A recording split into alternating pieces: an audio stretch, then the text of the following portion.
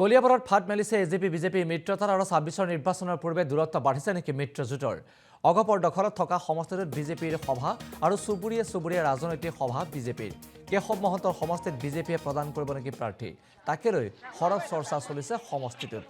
আৰু দেখিবলৈ পোৱা গৈছে যেতিয়াই নিৰ্বাচন আহে তেতিয়াই এই মিত্ৰতাৰ প্ৰসংগটোক লৈ বিভিন্ন দিশৰ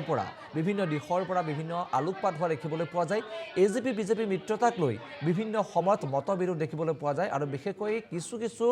সমষ্টিত বিশেষকৈ কলিয়াবৰত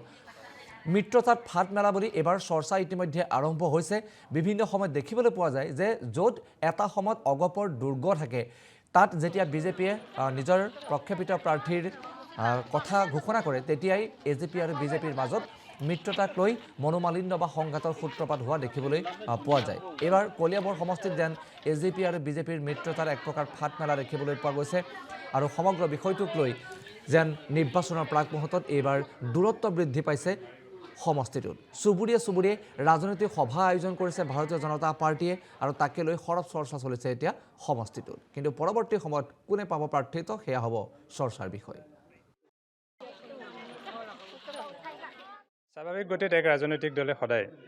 ইলেকশ্যন অহাৰ লগে লগে নিজৰ কুচকাৱাজ আৰম্ভ কৰে আৰু আমি ভাৰতীয় জনতা পাৰ্টিও তাৰ ব্যতিক্ৰম নহয় সেই গতিকে আমি প্ৰতিটো স্তৰত বুথ পৰ্যায়ৰ পৰা গাঁও পঞ্চায়তলৈকে আমি আমাৰ কুচকাৱাজ আৰম্ভ কৰিছোঁ আৰু কুচকাৱাজ আৰম্ভ কৰাৰ এইটোৱে গতি আছে যে আমি আশা কৰিছোঁ এইবাৰ ভাৰতীয় জনতা পাৰ্টিৰ দলৰ পৰা আমি প্ৰাৰ্থী পাম আৰু যিহেতুকৈ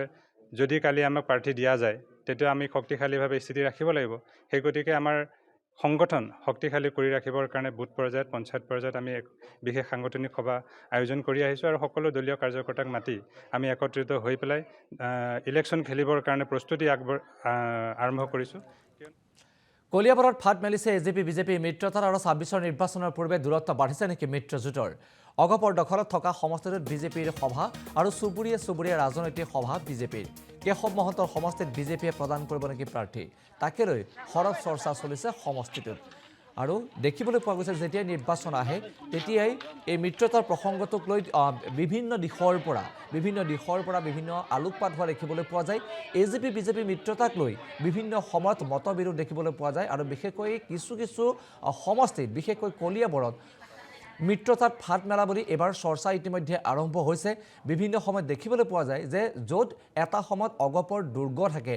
তাত যেতিয়া বিজেপিয়ে নিজৰ প্ৰক্ষেপিত প্ৰাৰ্থীৰ কথা ঘোষণা কৰে তেতিয়াই এজেপি আৰু বিজেপিৰ মাজত মিত্ৰতাক লৈ মনোমালিন্য বা সংঘাতৰ সূত্ৰপাত হোৱা দেখিবলৈ পোৱা যায় এইবাৰ কলিয়াবৰ সমষ্টিত যেন এজেপি আৰু বিজেপিৰ মিত্ৰতাৰ এক প্ৰকাৰ ফাট মেলা দেখিবলৈ পোৱা গৈছে আৰু সমগ্ৰ বিষয়টোক লৈ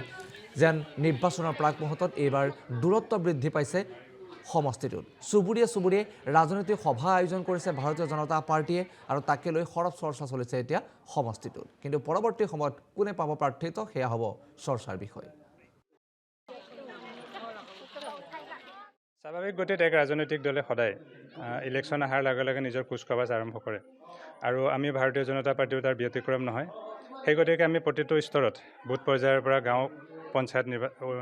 পঞ্চায়তলৈকে আমি আমাৰ কুচকাৱাজ আৰম্ভ কৰিছোঁ আৰু কুচকাৱাজ আৰম্ভ কৰাৰ এইটোৱে গতি আছে যে আমি আশা কৰিছোঁ এইবাৰ ভাৰতীয় জনতা পাৰ্টিৰ